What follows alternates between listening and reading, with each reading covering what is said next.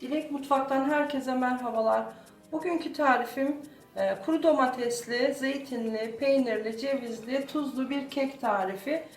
Gereken malzemeler 3 tane yumurta, 1 su bardağı yoğurt, 1 su bardağı zeytinyağı veya ayçiçek yağı, 1 su bardağı süt, yarım su bardağı ceviz, 100-150 gram kadar zeytin, 100 gram beyaz peynir, 50 gram kuru domates, 1 tatlı kaşığı tuz, 2 tane kabartma tozu. Kuru domatesleri kaynar suyla ıslattım. 2 dakika yeterli. Şimdi çıkarıp küçük küçük doğrayacağım. Sadece 2-3 dakika suda bekletmeniz yeterli. Böyle küçük parçalara doğrayacağım. Zeytini de böyle isterseniz çekirdek çıkarıcıyla çıkarın ya da böyle benim gibi bıçakla parçalara ayırın. Ya da dilimlenmiş zeytin satılıyor. Öyle de alabilirsiniz. Kekimizin olmazsa olmazı 3 su bardağı da un kullanıyoruz.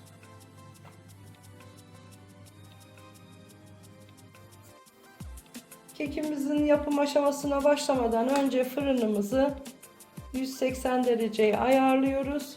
Sonra kalıbımı yağladım ben.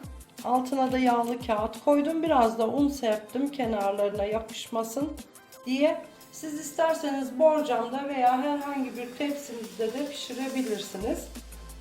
Şimdi 3 tane yumurtayı 1 tatlı kaşığı tuz ile çırpıyorum.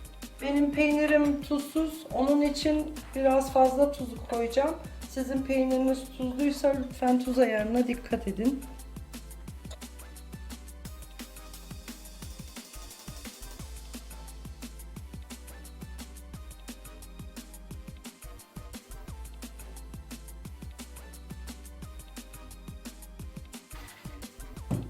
Şimdi boza kıvamına gelen kekimizin içerisine sırasıyla yoğurt, zeytinyağı veya ayçiçek yağı, ben zeytinyağı kullandım, süt ekleyip tekrar çırpıyorum. Ununuzu mutlaka eleyin arkadaşlar. 3 su bardağı unumuz vardı. Hepsini koymayalım başta. Çünkü yumurtanın büyüklüğüne, küçüklüğüne göre bir kısım un ayıralım.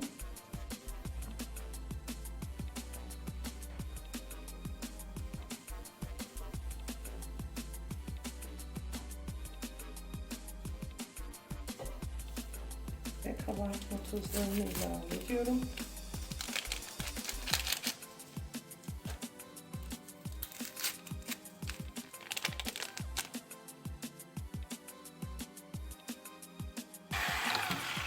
Bakın bayağı akıcı. Şimdi kalan diğer unumu da ilave ediyorum.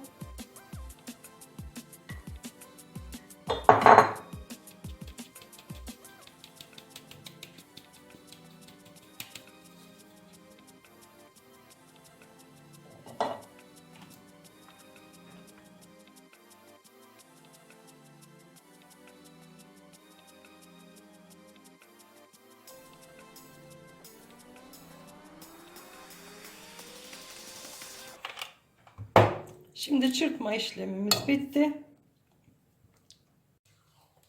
Mikserle işimiz bitti. Spatula ile şöyle etrafını bir topladım. Şimdi bütün malzemelerimizi ekliyoruz.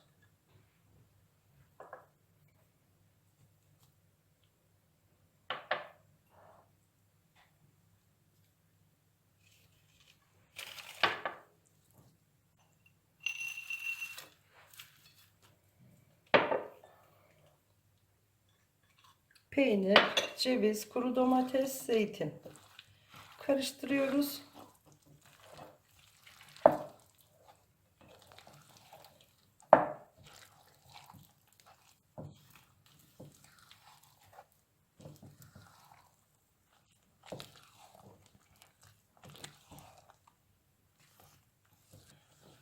Şimdi kekimiz hazır.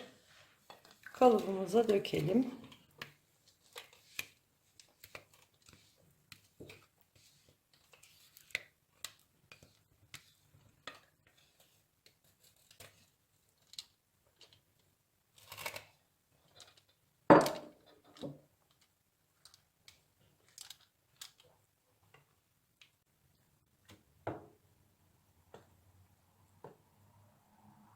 Kekimizi eşit bir şekilde yaydık arkadaşlar kalıbımıza. Şimdi fırınımıza gönderiyoruz ve alt üst pişene kadar pişiriyoruz.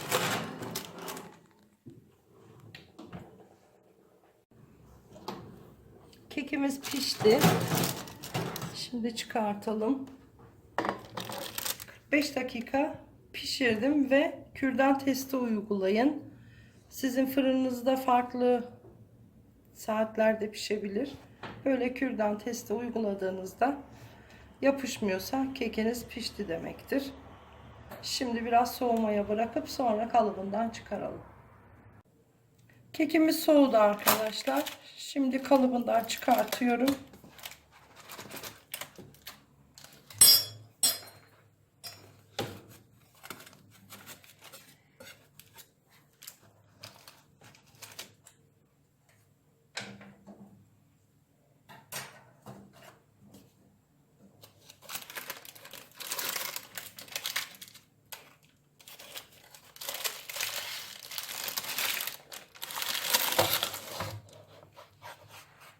Bakın kolayca da çıktı. Servise hazır. Dilimleyip servis yapabiliriz.